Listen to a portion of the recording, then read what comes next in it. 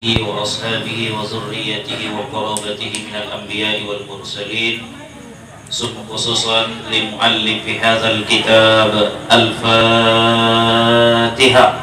أعوذ بالله من الشيطان الرجيم. بسم الله الرحمن الرحيم. الحمد لله رب العالمين الرحمن الرحيم مالك يوم الدين إياك نعبد وإياك نستعين صراط الذين أنعمت عليهم غير المغضوب عليهم ولا الضالين آمين. بسم الله الرحمن الرحيم. الحمد لله رب العالمين والصلاة والسلام على أشرف الأنبياء والمرسلين وعلى آله وصحبه أجمعين. قال المؤلف رحمه الله ودام نفعنا بعلومه في الدارين آمين. ثم قال Allahumma hidayatan lis-shawab ya rabbal alamin. Yang sama kita hormati Ustadz kita, Ustadz Ferry. Yang saya hormati para asatidz didikan Ustadz Ferry. Yang saya hormati orang-orang tua saya, bapak-bapak, ibu-ibu, jamaah yang dirahmati oleh Allah Subhanahu wa ta'ala. Kita lanjut kajian kita yang kemarin ya. Sebelumnya kita telah menceritakan tentang min alamatil i'timadi alal amal nuqsanur raja inda wujudiz zalal. Intinya adalah pada bulan lalu kita sudah membahas terkait kewajiban kita untuk ridho dengan ketentuan Allah Subhanahu wa ta'ala. Tanda seorang itu beriman ya dia ridho dengan ketentuan Allah. Itu tanda orang yang beriman. Kalau kita nggak beriman dengan Allah, itu tandanya ya kita nggak ridho. Maka sampai ada hadis Rasul yang bilang khoslatani la tajtami'ani fi munafiq. Ada dua perkara kata Rasul yang tidak berkumpul kepada orang munafik. Jadi artinya kalau di luar dari dua yang akan saya sebutkan ini, orangnya disebut sebagai munafik. Apa itu? Yang pertama kata Rasul hasanus sumtin, penerimaan yang baik. Wa fiqhun fid din, memiliki pemahaman agama yang benar.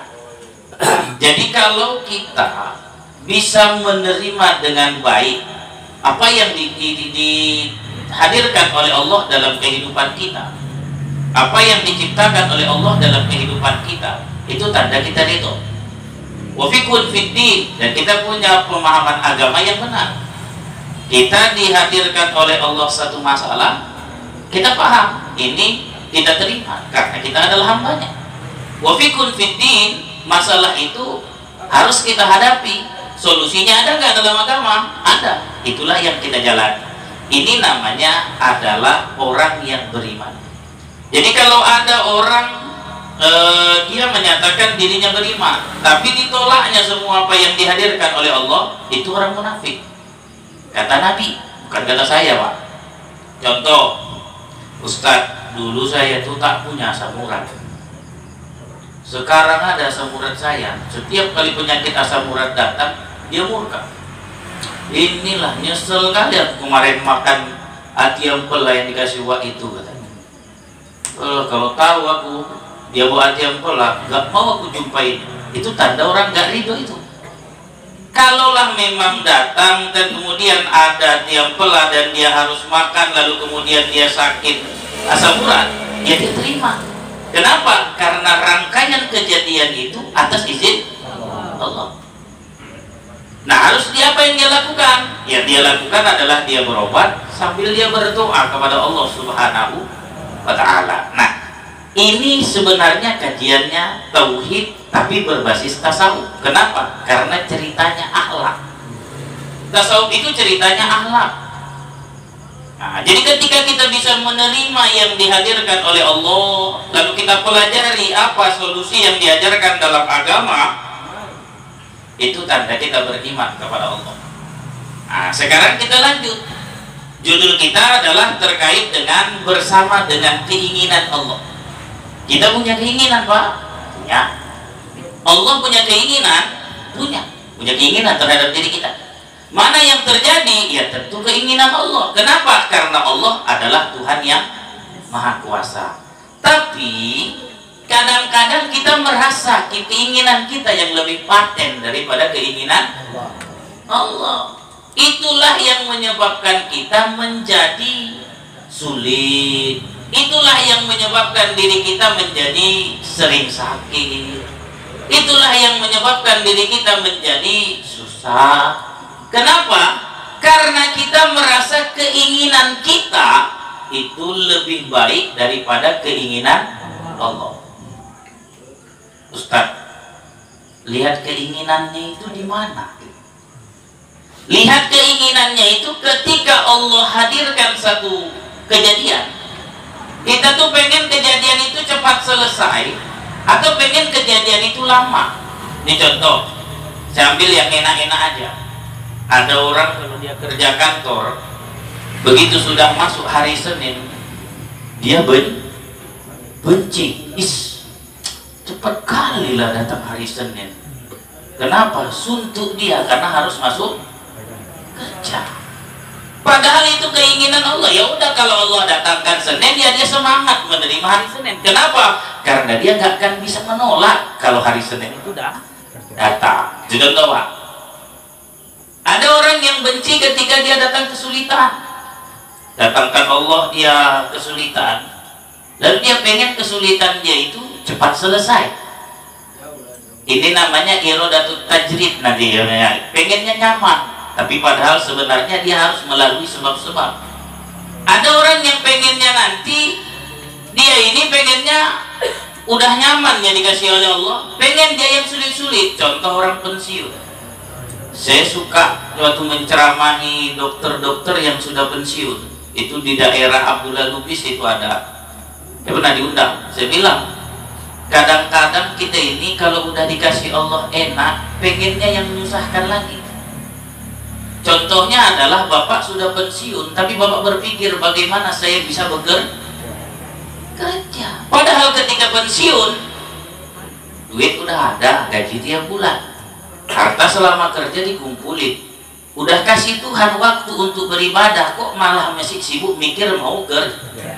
Ya, itu contoh. Itu contohnya. Ini saya kasih gambaran umum dulu, baru kita masuk ke penjelasan dari Ibnu Athaillah Askandari.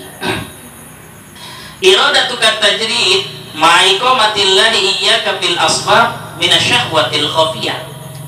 Keinginanmu untuk tajrid, tidak bekerja, sementara Allah ma'iqamatillahi fil asbab, sementara Allah meletakkan kita itu pada makom sebab, pada makom bekerja, minasyahwatil khafiyah, itu tergolong dari syahwat yang tersembunyi. Kadang-kadang ada model kayak kita ini begini, nengok orang rajin ibadah, awak kerja dia enak ya, bisa sholat 5 waktu di masjid. Aku tuh bisa sholat 5 waktu tuh payah di masjid.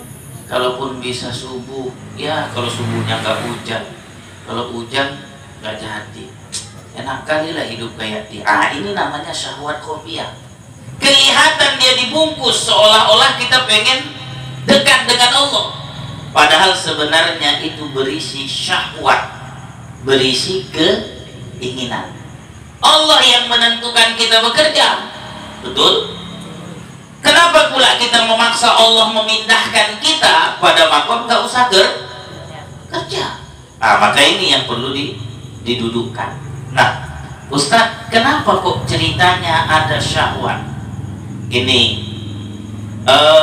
di dalam kitab Mukasyafatul Qulub itu diceritakan oleh Imam Al-Ghazali bahwa manusia itu dikaruniai 2. Ada akal, ada nafsu. Nafsu itu nama kerennya syahwat.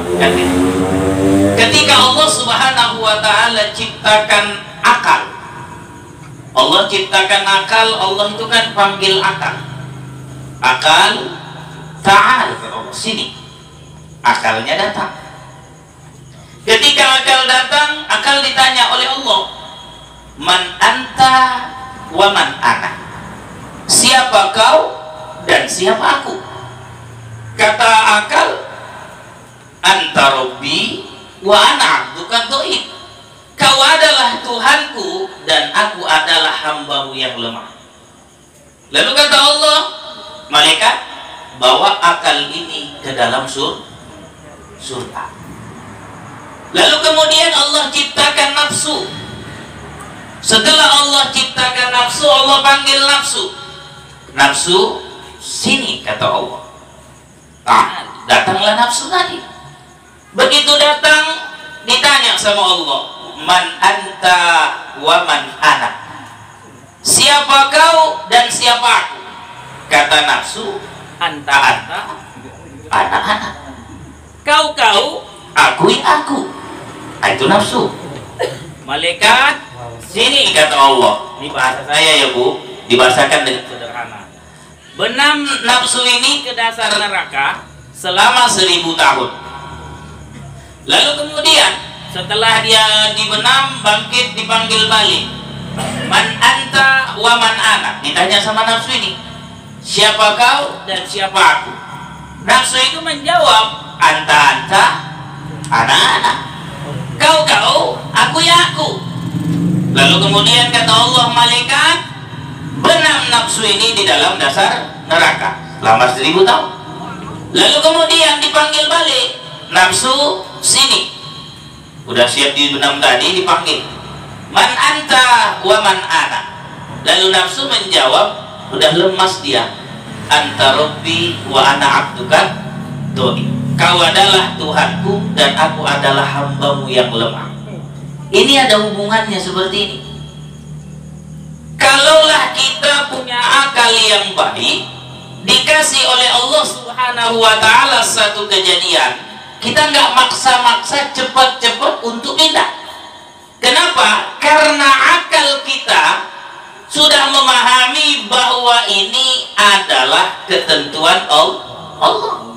Jalani dulu, sampailah nanti suatu masa kita yang akan dipindahkan oleh Allah Subhanahu wa Ta'ala pada kondisi seperti itu. Contohnya Ustaz, saya kasih contoh yang berat dulu, nanti baru saya contoh yang ringan. Datang sakit sama kita, Pak. Kalau dia punya akal, dia nggak maksa supaya, ya Allah, cepatlah ya Allah sembuhkan. Aduh, gak tahan kali aku. Ini adalah karakter nafsu. Kenapa? Karena pengen cepat pulih, sehat. Tapi kalau dia punya akal, yang dia pikirkan, ini akal, ini sakit. Sakit ini makhluk Allah atau enggak, Pak? Makhluk Allah. Apa buktinya makhluk Allah, Ustaz? Makhluk Allah itu dari nggak ada jadi ada, lalu kemudian tidak ada. Itu lawan sifat apa itu? Kalau tauhid, sifat bako. Bako lawannya apa? Panah. Bako kekal kan? Panah artinya dari ada menjadi, dari tidak ada kemudian ada menjadi tidak ada. Coba kita tengok sakit itu. Sakit yang datang sama kita, apakah dia ada dari sejak awal? Tidak. Awalnya nggak ada, lalu kemudian ada, maka kelak dia akan menjadi tidak ada. Kenapa? Karena dia adalah makhluknya Allah. Kalaulah kita paham bahwa sakit itu adalah makhluknya Allah, pantaskah kita buru-buru meminta untuk sakit ini diangkatkan? Saya mau tanya, pantas? Kalau pakai akal kita nggak pantas. Loh, jadi apa yang kita lakukan, Ustaz? Yang kita lakukan, kita berikhtiar, berharap dengan ikhtiar kita ini beriringanlah nanti sampai akhir waktunya sakit itu diangkat oleh Allah. Coba ibu ingat-ingat, ibu pernah sakit kepala? Pernah. Sakit kali kepala saya, Ustaz. Saya minum misagrip. Kira-kira pas minum misagrip langsung hilang sakit kepala? Enggak, cuma di TV yang ada kayak gitu. Ya kan? Hilang sakit kepala? Enggak. Malah minum lagi. Itu kan ikhtiar nih namanya. Minum, habis minum lagi minum, besoknya sore baru sakit kepalanya di kaji tauhidnya. Apakah misagrib yang menghilangkan sakit kepala? Tidak, yang menghilangkan adalah Allah, tapi usaha ikhtiar kita ini. Nah, kalau kita belajar ilmu akhlak, ilmu tasawuf, yang ini dia kita terima ini. Kita terima kondisinya. Artinya ya begitu dia datang lalu kemudian yang disuruh sama kita oleh Allah adalah berusaha, ya berusaha saja. Kapan dia nanti ini diangkat oleh Allah, kapan dia ini berakhirnya, itu urusannya Allah Subhanahu wa ta'ala. Kalaulah kita orang beriman, kita nggak ngotot minta cepet ya kan. Coba sekarang kita pindah yang agak sedang tapi pernah kita alami. Makhluk Allah yang bernama virus corona. Dulu waktu dia datang, Ibu kunut nazilah, ikhtiar itu, saya bukan menyalahkan, itu ikhtiar. Tapi apakah ketika kita siap kunut dia diangkat? Enggak. Malah ketika kita sudah lupa dengan virus itu, baru sekarang muncul. Nggak perlu lagi ini, nggak perlu lagi ini. Nanti yang mau umroh sama Ustaz Ferry nggak lagi kena karantina di sana. Kenapa? Karena memang sudah habis masanya dia. Ya kita belum bilang habis secara total ya. Artinya ke tingkatnya dia itu sudah mengkhawatirkan, itu sudah hampir selesai. Ibarat orang demam, tinggal sikit lagi ya itu hilang sakit-sakit kepalanya itu. Begitulah Allah menciptakan makhluknya, begitulah sikap kita terhadap makhluknya Allah. Ustaz, contoh yang ringan lagi mana? Saya mau tanya, minuman ini yang bawa tadi yang naruhkan sini atau ditakdirkan Allah taruh sini? Takdirkan Allah taruh sini, yang bawa yang tukang minuman. Pertanyaannya, apakah minuman ini sudah bisa apakah saya punya akhlak kalau saya minum saat ini? Enggak. Kenapa? Karena akhlaknya ini diminum, tunggu dulu siap selesai kan gitu. Kalau saya ngotot, enggak bisa lah, aku mau ceramah, aku mau minum, orang akan melihat enggak punya akhlak kan gitu kan. Maka kita ketika kita keinginannya kan pengen diminum, tapi Allah menaruhkan saya di makom sebab apa? Cakap dulu, udah nanti sampai akhir masanya bercakap baru minum.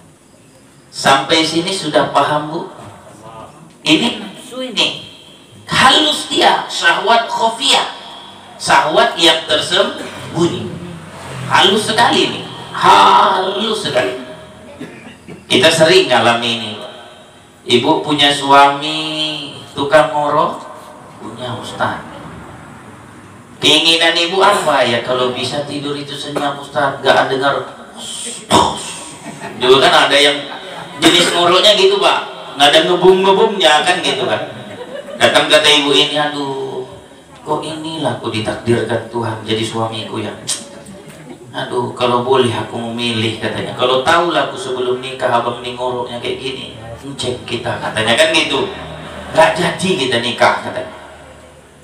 Tapi ketika dijadikan ini sebagai pasangan, kalau kita manusia yang beriman, kita nerima ini kondisinya. Kenapa? Karena ketika kita nolak, itu syahwat khofiyah. Terima saja. Sampai kapan Ustaz? Ya sampai Allah tentukan kapan ngoroknya hilang. Bukan sampai meninggal ya Bu. Ada orang hilang ngoroknya bukan karena dia meninggal. Ada orang ngorok itu karena jantungnya. Ada, tiba-tiba Allah sembuhkan sakit jantungnya, nggak ngorok lagi. Ada orang ngorok itu faktor karena kecapean, dihilangkan Allah ngoroknya, itu gak capeknya, nggak ngorok lagi. Ada orang yang memang hilang ngoroknya sekalian hilang orangnya. Iya Bu, ya tuh. Sama juga dengan kita Pak. Kadang-kadang, nggak usah dipungkiri ya, laki-laki ngalamin itu. Aku kok punya istri cerewetnya luar biasa. Kalau jalan mau keluar, ya Allah, udah dikeluar awak di kereta atau di mobil, dikeluar di kereta, dia tanya, bang, tadi kompor udah kita matikan bang? Itu bang, pintu belakang udah dikunci belum bang?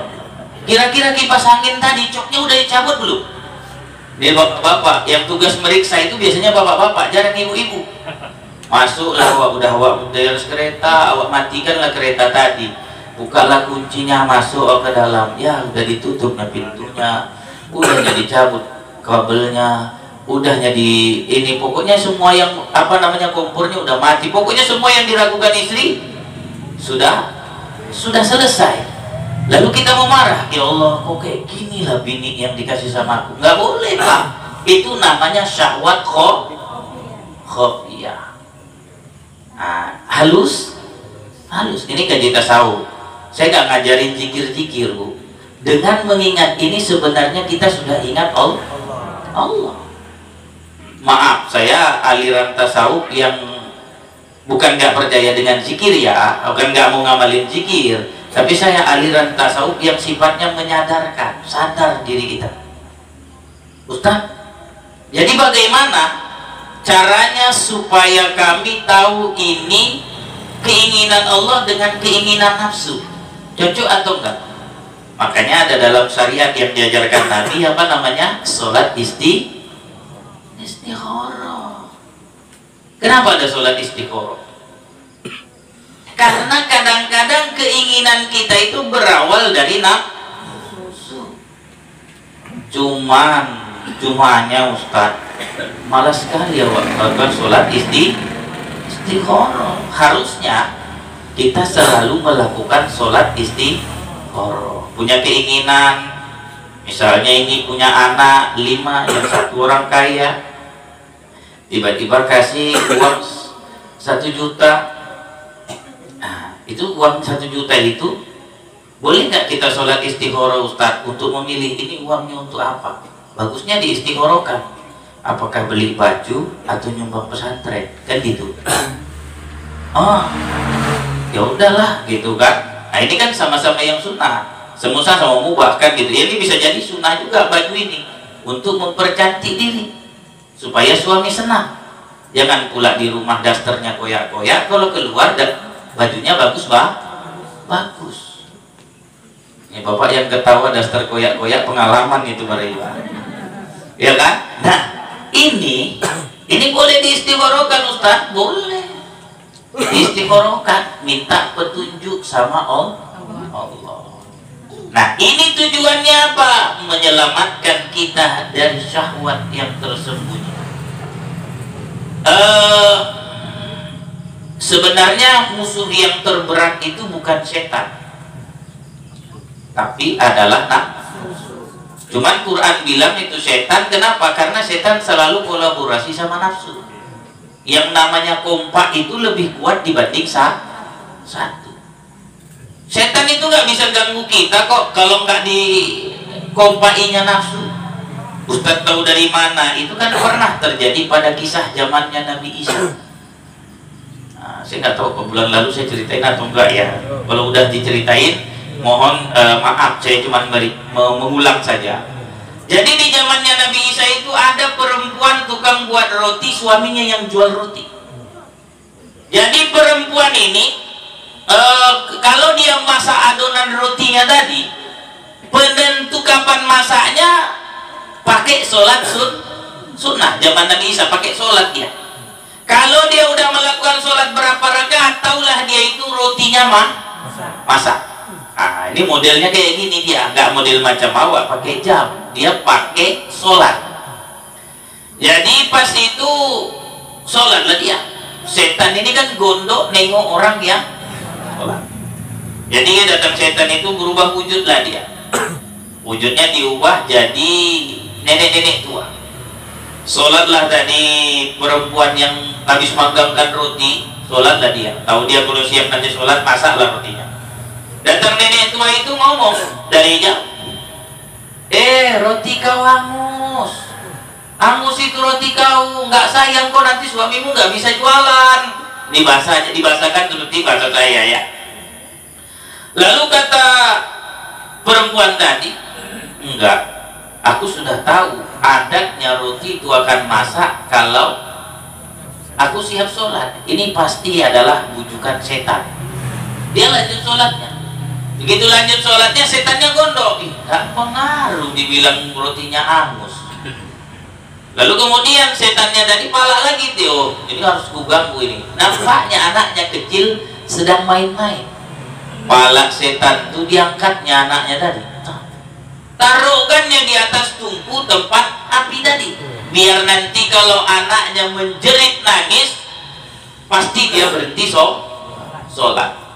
Perempuan tadi yang sholat tetap sholat, tiba-tiba suaminya masuk, ditengoknya. Anakku di atas tungku api kok ketawa-ketawa ya?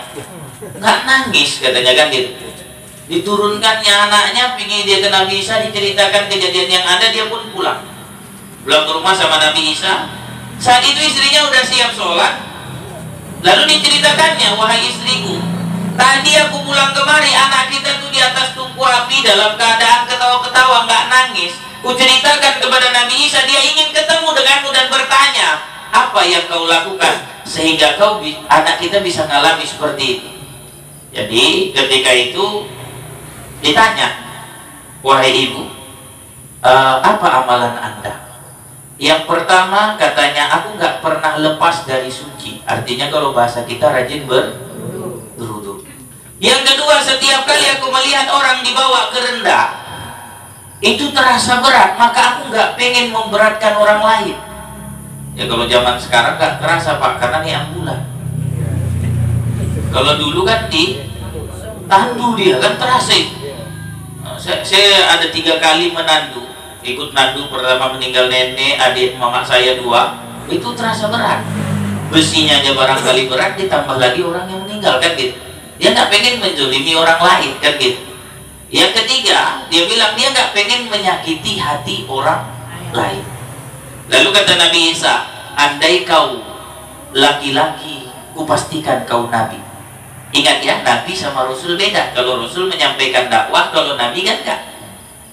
Tapi karena kau perempuan, maka pastikan kau orang yang disayang oleh Allah Subhanahu wa ta'ala. Nah, yang kita ambil dari cerita ini tandanya setan itu lemah.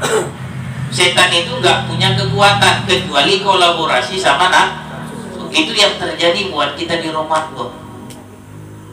Kenapa setan itu kok bisa ngalah-ngalahin kita Ustaz? Karena dia kolaborasi dengan nafsu. Nah, ini contohnya di mana Ustaz? Nanti kalau di akhir-akhir Ramadan ada ibu-ibu ini punya kawan. Saya yakin di sini nggak ada punya kawan yang ketika belanja ke Pekan, ke Pajak, dia tembak puasa. Begitu dia belanja, ditengoknya ujung-ujung akhir Ramadan, kayaknya enak kali es campur itu karena panas.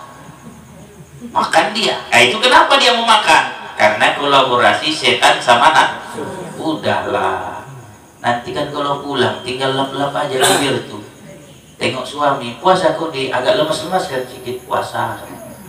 Nah, ini contoh, ya kan gitu. Nah, ini menunjukkan bahwa setan itu kuatnya karena kolaborasi sama nafsu. Nah, kita balik dari keinginan ini. Jadi keinginan apapun itu bukan karena setan, tapi karena nafsu kita.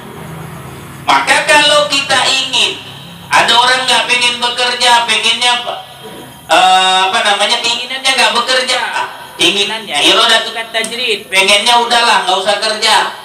Tapi padahal Allah pada meletakkan dia pada makom kerja, ini namanya syahwat khofiyah. Ini agak sensitif ini. Ada kita orang lihat, ya ada orang sibuk dia beribadah, sampai kadang-kadang anak dan istrinya tidak diperdulikan. Ini termasuk syahwat khafiyah. Kenapa? Karena anak dan istri itu harus dikasih nafkah. Itulah sebabnya kita bekerja. Ada orang yang kondisinya memang harus dalam kondisi belajar. Ketika dia dalam kondisi belajar, jangan belajar. Jangan buru-buru pengen jadi guru. Tempatlah pada posisi sebab, belum pada posisi tajrid. Nah, itu kadang-kadang ada yang hukumnya seperti itu. Kan gitu ya, pengen yang buru-buru, sifatnya boleh, nggak boleh. Ini namanya syahwat khafiyah. Kenapa dia dikatakan syahwat? Karena keinginannya nggak sejalan dengan keinginan Allah. Amma kaunuha minasyahwati fali'adami wukufika ma'amuradi maula. Keinginannya tidak sama dengan keinginan Allah. Inginnya Allah, dia menjalani ini, dia pengen inginnya yang lain. Itulah yang menyebabkan hidupnya menjadi sulit, susah. Ad-dinu yasrun, agama itu mudah. Betul kah Ustaz? Betul. Coba, Nabi Muhammad sakitnya nggak sampai 5 kali kalau nggak salah saya. Sakit kita berapa kali, Bu? Tak terhitung. Banyak Ustaz dan gitu.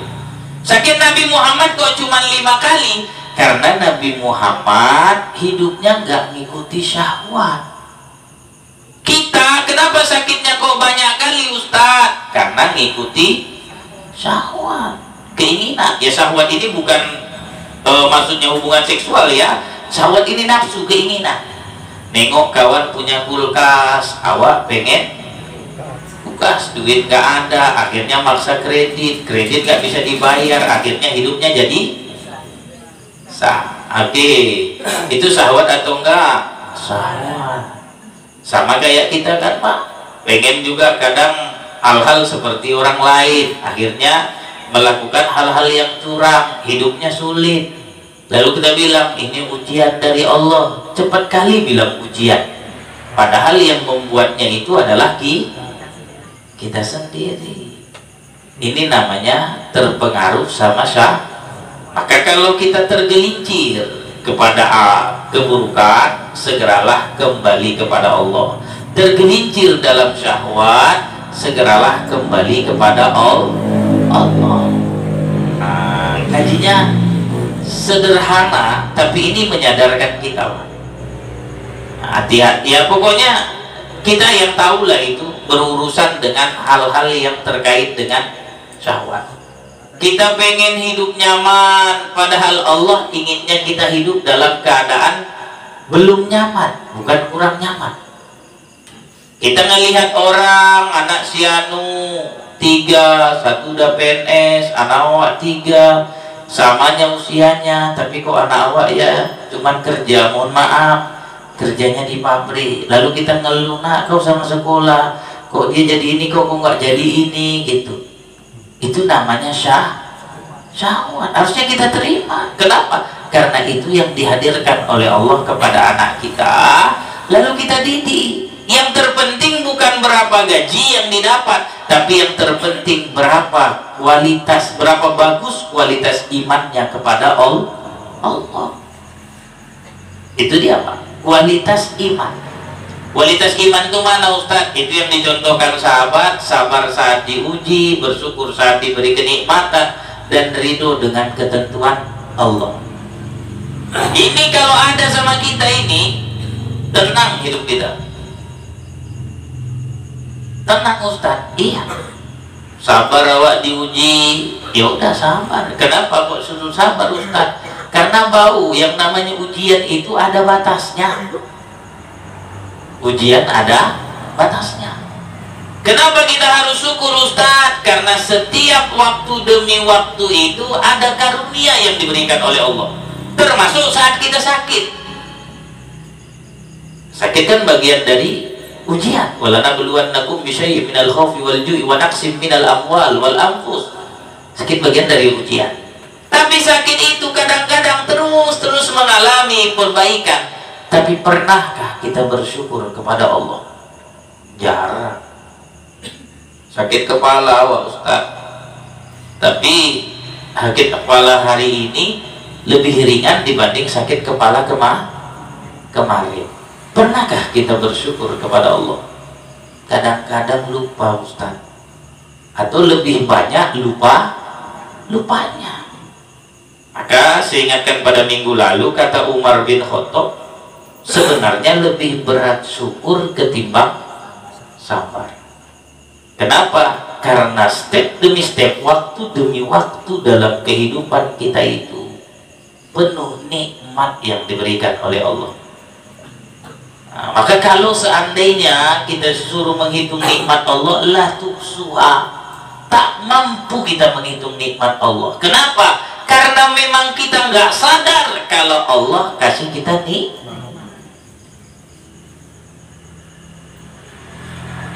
penyadaran. Sadar kita, begitu kita sadar, sembuh kita semuanya. Yang sakit pun sembuh itu. Kenapa Allah kasihkan sakit ini sama aku?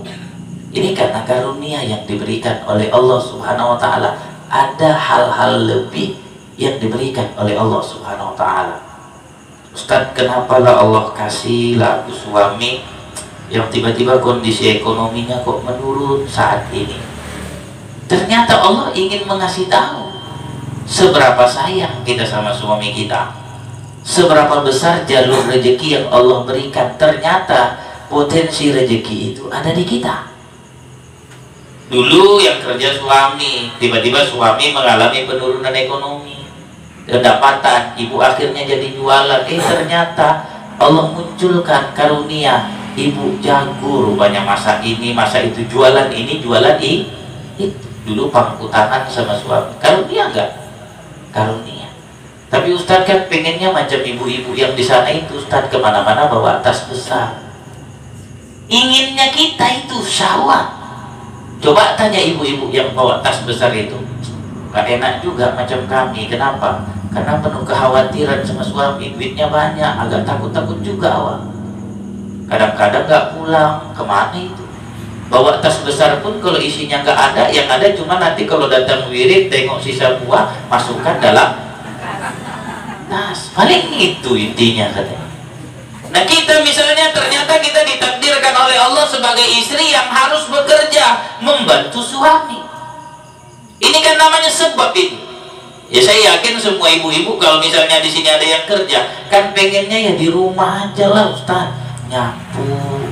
Paling di rumah duduk nonton TV. Tapi kok ternyata Allah suruh saya kerja jualan dari pagi sampai sore, beda dengan ibu tetangga. Nah ketika ada muncul itu namanya syahwat. Atau bapak misalnya dapat istri nih, dapat istri, kok istri saya kayak gini ya Ustaz, mulutnya payah diam. Ada aja yang dibicarain Ustaz katanya. Gak kayak istri yang sebelah itu, banyak diamnya. Itu sah. Anak saya Ustaz, kenapa anak saya gak seperti anak orang lain ya? Nah itu namanya syahwat. Yang ada ini dihadirkan oleh Allah, itu yang kita manfaatkan dengan baik. Disitulah ada karunia besar yang Allah berikan. Maka kata Syekh Mutawalli Sya'rawi ketika menafsir surah Al-Mulk, itu kan surah Al-Mulk yang biasa kita amalin kan tiap malam sebelum tidur atau setelah sholat isya. Allazi khalaqal mauta wal hayata liyabluwakum ayyukum ahsanu amala. Allah yang menciptakan hidup dan mati supaya untuk menguji kamu siapa yang paling bagus amalnya. Ini biasa dipakai ayat untuk ketika ada yang meninggal. Kata Syekh Mutawalli Sya'rawi, sebenarnya enggak. Ini dipakai untuk dalam kehidupan kita sehari-hari. Dengan kacamata kajiannya ini tasawuf, lalu dibalut jadi akhlak. Apa namanya hidup? Hidup itu kan dari tidak ada menjadi ada. Apa yang namanya mati? Dari ada menjadi tidak ada. Dan itu ada dalam kehidupan kita sehari-hari. Hari ini, contoh saat ini, kita hidup nggak di rumah Ustadz Peri hari ini? Hidup. Liyabluwakum ayyukum ahsan amal, maka dituntut amal yang baik. Ya ketika di sini sama-samalah niatkan menuntut ilmu, nggak pernah punya niat yang lain, itu ahsan amal. Datang kemari niatnya selain dari ilmu, silaturahmi, itu namanya ahsan amal. Jangan sampai datang kemari niatnya supaya gampang dapat utangan. Loh, ada ustaz, ada ditengok rajin majelis taklim, nanti 2, 4, 5 kali dia hadir, udah hafal orang wajahnya, mulailah datang. Bu, bisa pinjam bu? Berapa? 200 aja. Dan dikasih 200, 2 bulan gak muncul-muncul. Nah itu kan. Nah, maka datang kemari itu niatnya hasan amal. Nanti setelah kita pulang, itu hidup di sini, kita kan ngalami namanya mati, kita tinggal.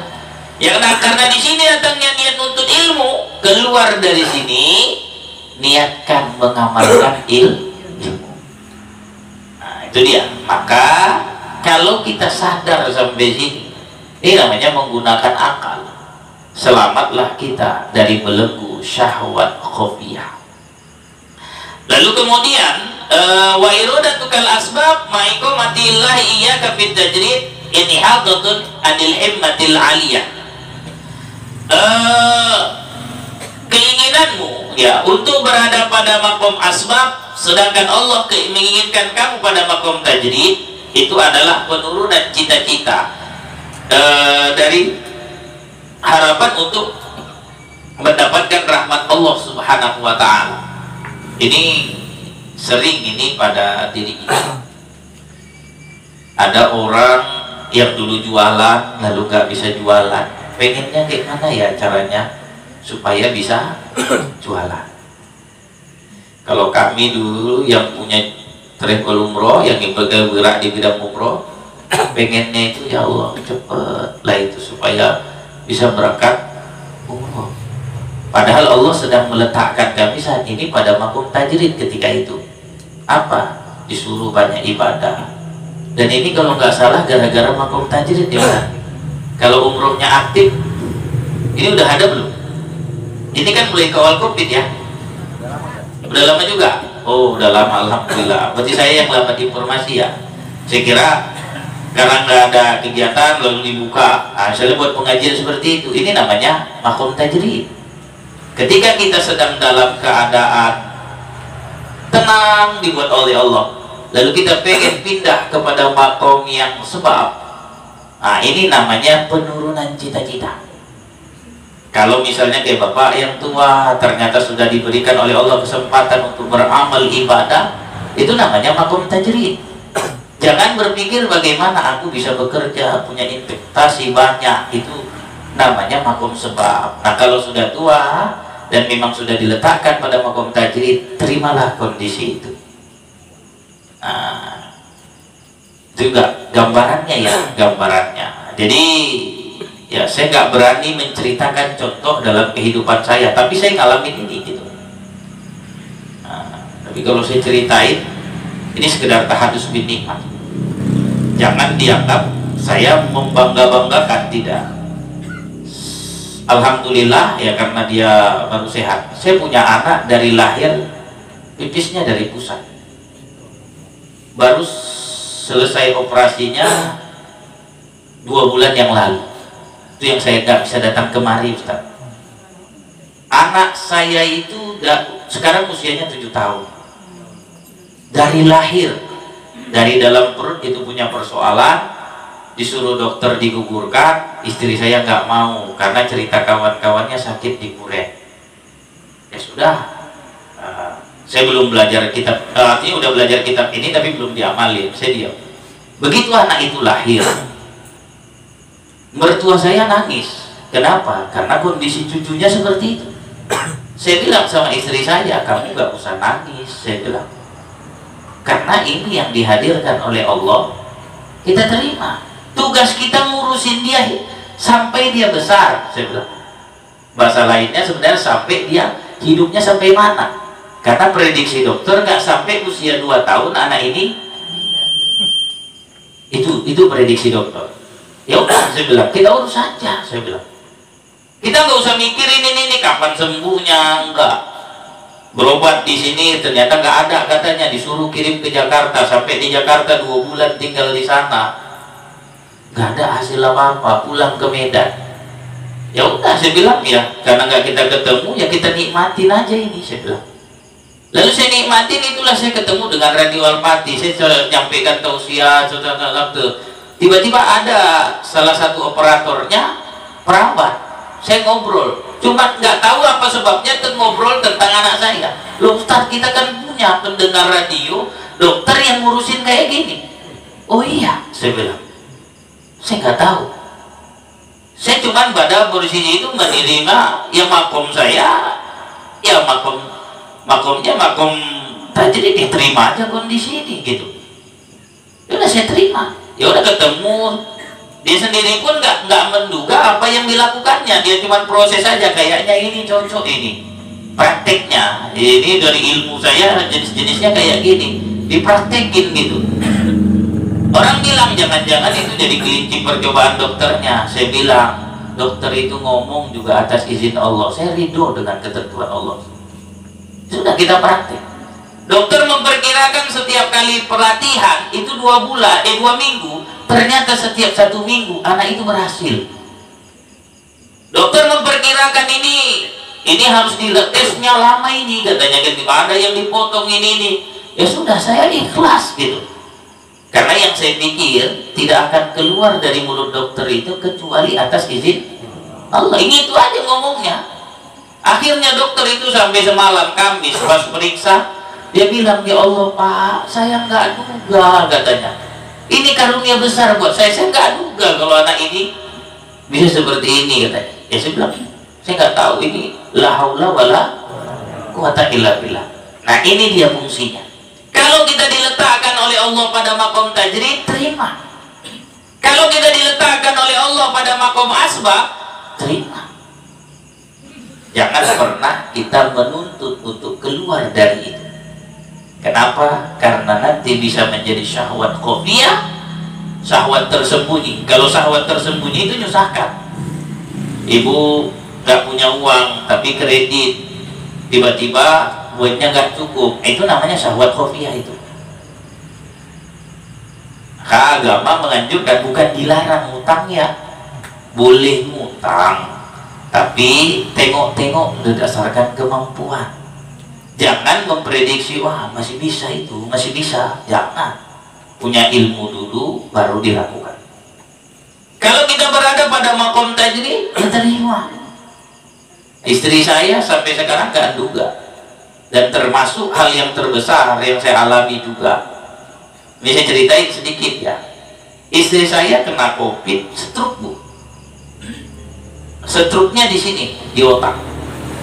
Kalau ngomong itu suka tersalah dia waktu awal-awal. Menyebut saya itu pakai nama kalau pakai nama, nggak ada sopannya kalau orang kita bilang kan. Tapi saya bilang, ini ketentuan Allah. Allah hadirkan dia seperti ini, saya terima. Karena saya berpaham, ini semuanya pakai limit, ada masanya. Alhamdulillah sekarang dokter bilang kan sarafnya mati nih di kepalanya, maka dia kalau saraf mati ya tunggu saraf baru, nanti baru ini bisa hidup. Tapi kemudian ya nggak sama dengan orang lain. Ya saya serahkan kepada Allah. Allah yang punya sarafnya, bukan saya yang punya. Ya sudah, kita terima. Alhamdulillah, anak sehat, istri sehat, semuanya pakai makom tajrid. Saya nggak heboh, saya cari ini kemana obatnya ya. Ya kalau dokter sudah bilang nggak bisa, ya kita diam, serahkan semuanya kepada Allah. Allah punya kuasa. Nah ini saya sekedar contoh. Ini nanti kalau dianggap Ustadz ini cerita dari isi kitab tapi nggak ngalamin. Jadi saya pernah ngomong di grup Ustadz Beri ada di situ. Yang paling terberat ngajar tasawuf itu kadang-kadang ujian itu datang dan kita dituntut untuk ngamalkannya. Saya belajar kitab ini waktu di Mesir. Kitabnya udah lama dipelajari, tapi ngalaminnya setelah nikah bu. Setelah nikah dialamin ya kita harus terima. Nah, jadi inti dari belajar tauhid di sini sama Ustaz Sumitra, lalu kita bungkus dengan akhlak. Ini menyadarkan kita ini adalah hambanya Allah. Balikkan semua segala urusan kita kepada Allah. Jangan sampai hati kita ini terbelenggu oleh nafsu syahwat. Kalau ini dapat kita lakukan, insya Allah hidup itu mudah, persis seperti kata Allah, ad-dinu yasr. Ustaz, tapi ada dalam Quran, inna ma'al usri, di balik kesulitan ada kemudahan. Kapan kemudahan itu datang? Setelah kita sadar. Kalau kesulitan kita datang lalu kita nggak pernah sadar dengan kesulitan, itu yang muncul kesulitan. Ibu lihatlah itu dalam hidup. Ibu punya kesulitan, yang ada ibu keluhkan kesulitan ibu, kesulitan. Yang ada muncul kesulitan. Tapi coba ketika kita mengalami kesulitan, kita sadar ini salah kita, maka yang terjadi adalah kemudahan yang ada dalam kehidupan kita. Itu kan contoh di Adam itu.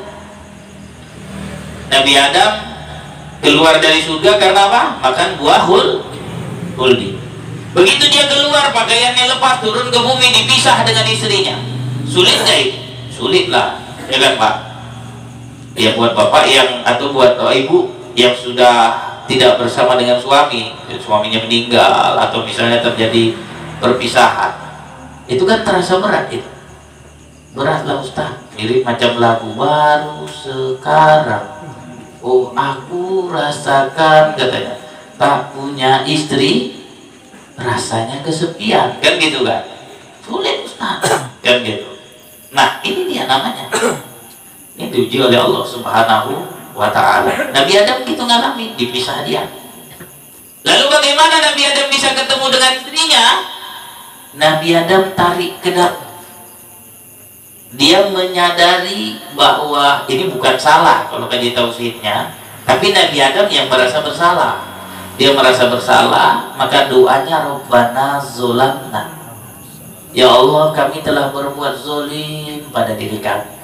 Wa illam taghfir lana wa tarhamna, kalau tak kau berikan ampunan dan rahmat-Mu, lanakunanna minal khasirin, pastilah kami menjadi orang yang merugi. Nah, buat kita Bapak Ibu yang saat ini sedang mengalami kesulitan, biar teramalkan inna ma'al usri yusra, sadari dulu apa yang menyebabkan sulit itu datang. Setelah sadar, pahami bahwa sulit berpasangan dengan mudah. Kalau dia sudah sulit, terima sulit tadi, lalu iringi dengan petunjuk agama. Apa itu? Mohon ampun kepada Allah Subhanahu wa ta'ala. Ampunan itu nggak harus astagfirullah, tapi bisa dengan memperbanyak sholat sunnah, bisa dengan bersedekah, dan minimal kata Nabi Muhammad Sallallahu Alaihi Wasallam adalah gitu. Iya. Jadi yang diajarkan itu, yang kalau istighfar mohon ampun kepada Allah nggak hanya astagfirullah, bisa dengan sholat sunnah.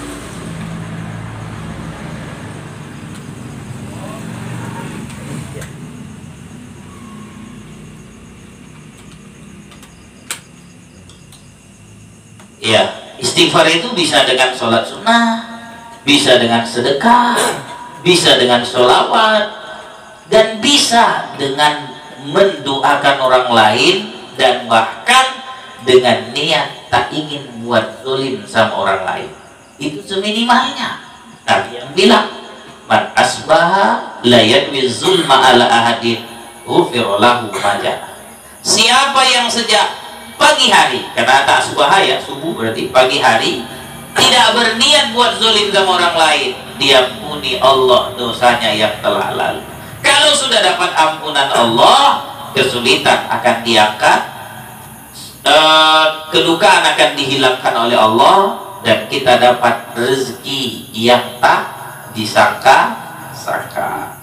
Nah, ini kajian kita terkait dengan persoalan bersama dengan keinginan Allah.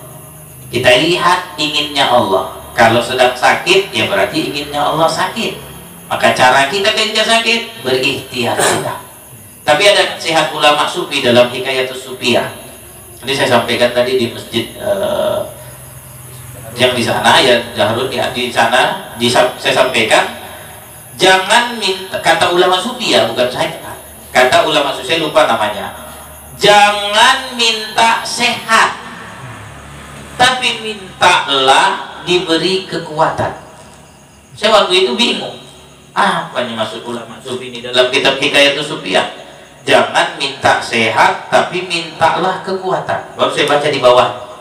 Karena ketika minta sehat, nanti ketika dikasih Tuhan sehat selama-lamanya, kita kan sehat selama-lamanya, sakit awak dikasih Tuhan sehat selama-lamanya, meninggal.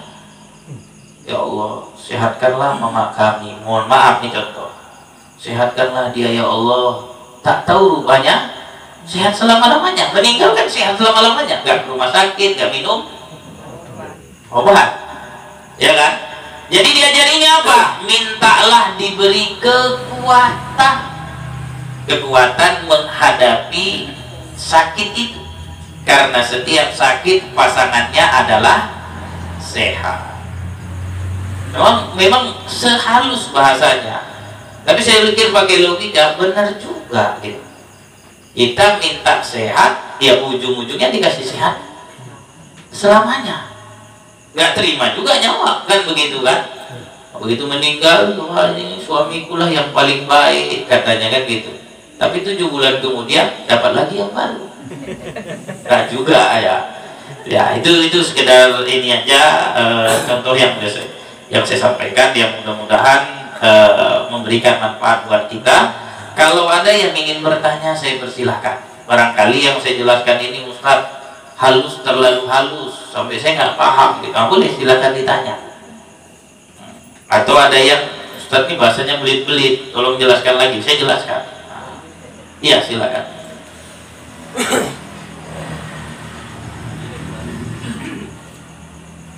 Apakah makam tajrid itu Ustaz?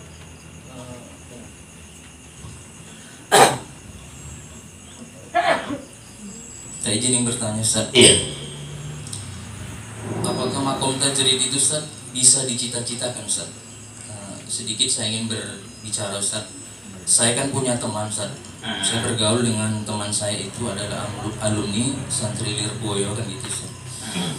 Dia sering bercerita kepada saya dan menyupport saya Ustaz, bahwasanya kiai-kiai di Jawa itu Ustaz, mereka itu banyak wiritan itu Ustaz. Sehingga mereka itu pekerjaannya tak jelas Ustaz, tapi kaya, punya mobil dan punya usaha. Sehingga saya berpikir, berarti makom tajrid itu pada diri seseorang apakah bisa dicita-citakan Ustaz? Itu yang pertama.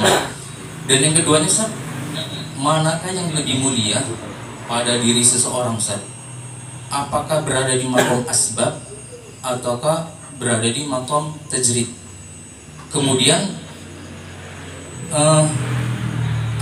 atau manakah juga yang lebih sempurna di mata Allah bisa menggabungkan dua makom ini Ustaz, asbab dan tajrid? Mohon penjelasannya Ustaz. Iya. Oke, baik. Yang pertama, bisakah makom tajrid ini dicita-citakan?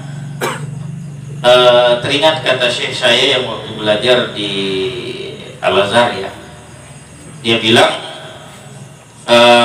kalaulah namanya yang dicita-citakan, tajrid ini kan pengennya tenang-tenang, aman gitu. Itu bahasanya lebih nyaman Bang, tenang-tenang, aman. Kalau asbab ini kan butuh banyak usaha.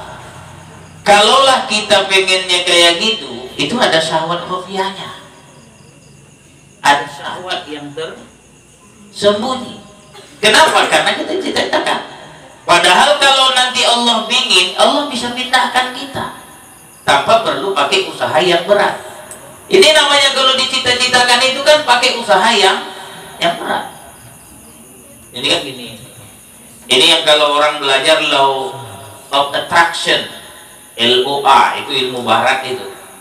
Anda pengen rumah, bayangkan rumah itu beserta dalam isinya. Ingat, Tuhanku Maha Kaya.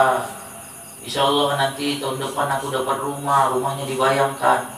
Itu kan namanya seolah-olah kita lebih bahasa mereka kan mengkrit namanya, menciptakan rumah. Padahal Allah kuasa aja, nggak perlu pakai cara itu. Ya kita terima kondisi kita, bisa aja Allah Subhanahu wa Ta'ala menempatkan kita pada ketentuan itu.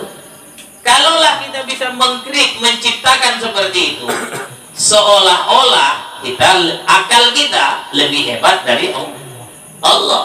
Padahal kita sudah meyakini dalam akidah kita, apapun yang terjadi pada kita sudah ditentukan oleh Allah sejak zaman azali. Jadi kalau bahasa saya, ya nggak usah dicita-citain, kita terima saja posisi kita pada makom mana saja.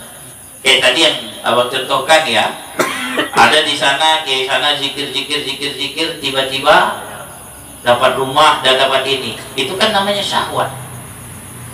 Apakah layak zikir disetarakan dengan harta? Mohon maaf, kalau kata guru saya di Semarang, saya setelah pulang dari Mesir gak langsung pulang ke Indonesia, sempat nyantri di Semarang gak lama sih gitu ya, untuk memperbaiki hati. Karena pada dasarnya aslinya saya orang temperamen. Jadi sama abang saya disuruh masuk pondok supaya agak lembut sedikit aja lembutnya bu, gak banyak, agak lembut sedikit. Dulu aslinya temperamen. Itu kalau di Unipa terkenal, guru suka nangis kalau debat nahu sama saya. Guru suka nangis, ada yang sakit, ada yang nangis, ada yang emosi, ada yang minta saya dipecat. Emang temperamen. Pantang guru salah dipermalukan, itu kan temperamen namanya Pak. Itu zaman dulu. Nah, itu bukan bangga ya. Jadi akhirnya saya disampai di Semarang, bukan diobati, dikasih amalan ya, beramal, tapi dikasih tahu bahwa amalan ini bukan menjadi penyebab itu. Ini hanya jalan, harapannya jadi seperti ini. Kalaupun gak terjadi, Allah yang akan menentukan jalannya. Gak lama saya di sana, gak nyampe juga setahun. Ya saya waktu itu belum masih tetap temperamen. Pulang kemari perlahan-perlahan, malah saya lupa, gak pernah ngamalin zikirnya lagi. Di situ akhirnya jadi lembut, sedikit aja lembutnya bu. Nah, tetap juga ada emosinya kan gitu, tetap lembut. Nah, jadi kata guru saya, kalaulah amalan itu disetarakan dengan harta, ini kalau kita gini nanti dapatnya ini, apakah pantas? Gitu? Segan saya menyampaikannya, apalagi di live kan ya. Ada orang sering kalau lihat rumah orang bagus diselawatin. Memang selawat cocok untuk itu. Selawat itu untuk menumbuhkan tanda cinta kita sama Nabi. Kalau memang Allah kasih rumah, kasih mobil, itu hanya bonus. Yang utama itu kita cinta sama Rasulullah. Itu bukan mikirin, mohon maaf, banyak sikit-sikit diselawati, pengen ini diselawati. Apakah selawat tujuannya untuk itu? Tidak. Selawat untuk menumbuhkan tanda cinta kita kepada Rasulullah. Nah sama seperti tadi Pak. Jadi kalau saya ditanya, saya teringat dengan ucapan guru saya di di Masjid Al-Azhar, ya nggak usah dicita-citain, kita terima aja kondisi kita. Kalau kita sedang pada makom asbab, ya nikmati makom asbab itu. Kalau kita berada di makom tajrid, kita nikmatilah makom tajrid tadi. Insya Allah Allah akan memindahkan kalau memang layak kita dipindahkan. Gak maksa gitu, dipindahkan oleh Allah Subhanahu wa Ta'ala. Ada orang nonton pengen ketemu si anu, pakai jalur ini. Ada orang gak punya jalur, tiba-tiba datang. Contoh, saya kenal yang baru ditemui Syekh Nuruddin Al-Banjari itu, Ustaz Abdul Halim itu. Gak pernah punya tipe pengen ketemu si anu. Sekarang aja agak soft ya, agak lembut. Kalau dulu ada orang datang dan jadwal dia ngaji ditinggalnya. Saksi nyata adalah Pak Tifatul Sembiri. Itu ditinggal sama dia karena ada jadwal ngaji dengan emak-emak. Ditinggal sama dia. Sekarang aja dia agak lebih lembut, ketika ada tamu diterima. Ustaz kok kenal? Karena saya manggilnya Uwa. Mama saya dekat sekali dengan beliau, dan saya kalau ke rumahnya, mama saya kan, dia kan orangnya nggak mau salaman. Jadi saya sering dititipin amplop untuk salaman sama, saya manggilnya Uwa. Ketika saya salaman, saya kasih, wah ini titipan dari emak. Candanya dia, Dari kaum mana katanya? Iya juga ya, awak muridnya gitu salaman hari raya salam aja kan gitu. Rupanya sama dia diingati. Berarti dia bercanda, tapi kita ngingatnya ini Allah yang gerakan ini. Ya udah tahun depan ya gak mungkin besok datang lagi ke situ kan gitu kan. Tahun depan wah ini dari wah ini dari saya manggilnya Daya, ini dari Daya saya bilang gitu kan. Udah banyak duit tuh rupanya. Nah, dibanding lagi cakap itu, saya ketawa aja saya kasih, ya dia terima kan gitu. Nah, jadi dia itu kan lihat semua orang datang sama dia. Dulu dia pada makom asbab ngajar aja, sekarang dia pada makom nggak pernah mikirin orang datang kan gitu. Dia pada makom tajrid orang yang datang, semua orang datang kepada Habib apa semuanya datang pada dia. Ya itu namanya contoh makom tajrid itu nggak perlu ngusahain. Ada orang pengen ketemu Syahdu diusahain gimana caranya, dia nggak dulu aja Allah yang datangkan. Nah itu dia contohnya ya. Kemudian Ustadz mana lebih mulia makom tajrid atau makom asbab? Itu tergantung pada kondisi kita. Tidak bisa dikatakan makom tajrid lebih mulia, tidak bisa dikatakan makom asbab mulia. Tergantung pada kondisi kita. Kita pada kondisi mana? Saat ini kita memang pada makom tajrid, ya makom asbab. Contoh anak sekolah, nggak perlu anak sekolah itu mikir bagaimana caranya aku jadi hartawan ya. Caranya cepat jadi hartawan agar aku bisa membangun tempat permainan ini. Nggak perlu. Makomnya anak sekolah ya belajar asbab, belajar dia. Sampai nanti pada dia ditempatkan oleh Allah berubah menjadi makom tajrid. Kapan? Rupanya dia dari sekolah belajar, akhirnya dia jadi orang kaya. Nggak lagi butuh kepada sekolah. Jadi nggak bisa kita bilang mana lebih istimewa tajrid atau asma, tergantung dengan kondisi kita. Lalu kemudian bisakah dua-dua berbarengan? Bisa. Kalau ditanya satu sisi asbab, satu sisi tajrid, bisa itu berbarengan. Jadi kalau saya ceritain yang saya alamin, dianggap saya nanti terlalu menceritakan diri saya, tapi yang saya alamin satu sisi saya berada pada makom asma, tapi satu sisi Allah letakkan saya pada makom tajrid. Nah, itu dia. Contohnya ya, tadi Bapak nanya, Ustaz bajunya kok cantik kali? Karena saya baru dipanggil oleh Dai TV nasional, disuruh untuk rekaman. Ya namanya rekaman ya baju harus rapi. Nah, itu saya nggak nyari-nyari, saya tiba-tiba dapat panggilan suruh rekaman. Karena saya ada di MUI. Dari sekian banyak pengurus MUI, titel saya cuma LC. Kalau ada yang nambah MA itu Radio Al-Fatih. Tahu nggak MA itu apa? Master Al-Fatih. Itu kalau mereka yang kuat. Kalau saya S2-nya adalah teknologi pendidikan, tapi itu juga nggak saya selesaiin gitu. Saya kuliahnya, tesisnya nggak diselesaikan. Oleh Radio Al-Fatih saya digelar LCMA. Apa MA-nya? Saya bilang Master Al-Fatih. Karena cuma saya katanya yang tahan di Radio Al-Fatih. Itu kata dia, kata mereka cuman saya yang tahan di Radio Al-Fatih. Saya bilang saya tahan bukan karena apa-apa, karena hobi saya bilang. Hobi saya ini kayak gini nih, saya bilang bagi-bagi ini ceritain hobi saya bilang. Nah, itu mereka yang ngasih. Jadi satu sisi saya pada makom asma, iya kerjanya siaran aja, ini asma, siaran aja di radio. Makom tajridnya, tiba-tiba Allah kasih, nggak ngarap-ngarapin, nggak pengen deket-deket dengan ketua, enggak. Tiba-tiba dikasih judul Bakok Panah. Ini yang cocok Ustadz Rahmat, kata ketuanya. Lah padahal saya jarang datang ke MUI saat ini, karena sibuk dengan kegiatan radio dan kegiatan dakwah, jadi saya jarang dan ngurusin anak dan istri yang saat itu sedang sakit. Saya cuma fokusnya di sini. Bisa nggak seorang satu sisi makom asbab dan satu sisi makom tajrid? Bisa. Dan itu kita pahami.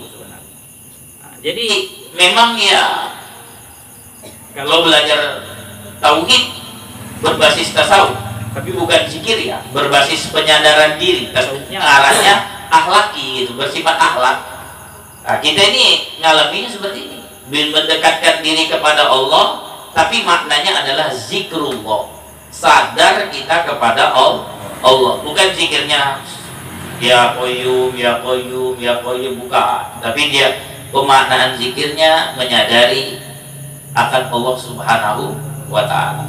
Bisa dipahami ya? Oke, baik. Ada lagi? Tidak ada? Oh, masih jam 10. Tapi itu jam saya ya. Silakan kalau ada boleh tanyakan. Kalau dianggap sudah paham, alhamdulillah, dan mudah-mudahan saya berharap warga sini kita semua jamaah ya menjadi orang yang bisa meletakkan apakah kita makom tajrid, saat ini sedang berada makom tajrid atau saat ini sedang berada di makom asbab, kita terima. Percayalah sampai nanti suatu saat Allah memindahkan posisi kita pada tempat yang lebih tepat. Gak usah diusahakan dipaksa-paksa, karena yang namanya pemaksaan itu tidak baik. Kalau bahasa Qur'annya la ikroha fiddin, tidak ada paksaan dalam agama. Baik, cukup Ustaz? Oke, baik. Ini saja yang dapat saya sampaikan. Semoga memberikan manfaat, menyadarkan diri kita menerima apa yang dihadirkan oleh Allah Subhanahu wa Ta'ala. Percayalah, yang dihadirkan Allah itu baik. Rabbana ma khalaqta hadza batila. Gak ada yang salah yang diciptakan oleh Allah. Semua yang diciptakan oleh Allah itu benar. Yang salah itu adalah pada mahkamah akal kita saja. Yang akal yang dibuntuti sama nafsu. Mudah-mudahan Allah takdirkan kita menjadi hamba yang diridhoinya. Amin ya rabbal alamin. Bismillahirrahmanirrahim. Alhamdulillahirabbil alamin. Wassalatu wassalamu ala asyrafil anbiya'i wal mursalin wa ala alihi wa sahbihi ajma'in. Allahumma 'allimna ma jahilna wa zakkirna ma nasina wanfa'na bima 'allamtana wa 'allimna ma yanfa'una wa zidna ilma.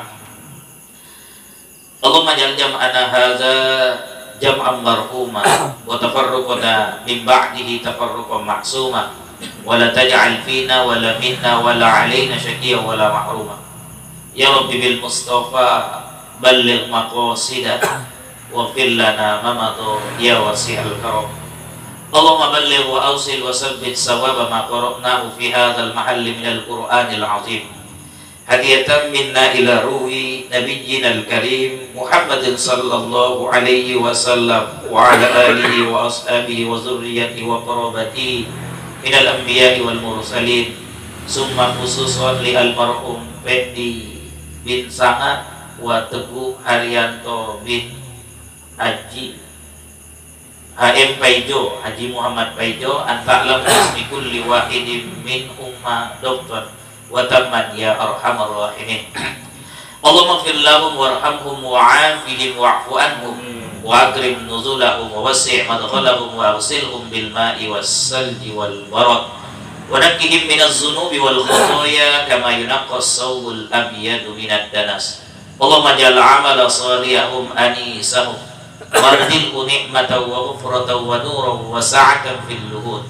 Allahumma ya sami'as sawt wa ya sabiqal faut wa ya kasiyal izami lahman ba'dal maut irhamhum fil luhud irhamhum fil luhud irhamhum fil luhud birahmatika ya arhamar rahimin.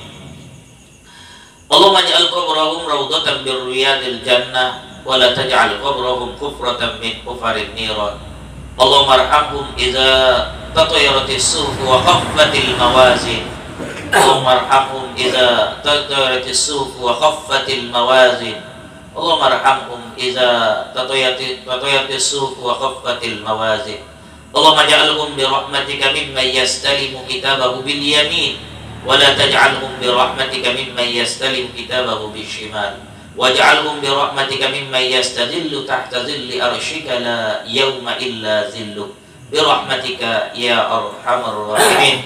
Allahumma ja'alhum bi rahmatika 'ala as-sirati minas sa'irin wa 'ala al-jannati minad dakhilin wa 'ala haudi nabiyyika Muhammadin sallallahu alaihi wasallam minal waridin wasyaribin wa fil mahsyari mimman la khaufun 'alaihim wa la hum yahzanun birahmatika ya arhamar rahimin. Rabbana zalamna anfusana wa illam taghfir lana wa tarhamna lanakunanna minal khasirin. Rabbana atina fid dunya hasanah wa fil akhirati hasanah wa qina azabannar. Wa sallallahu ala sayyidina Muhammad wa ala alihi wa sahbihi wasallam walhamdulillahi rabbil alamin. Taqabbalallahu minkum. Assalamualaikum warahmatullahi wabarakatuh.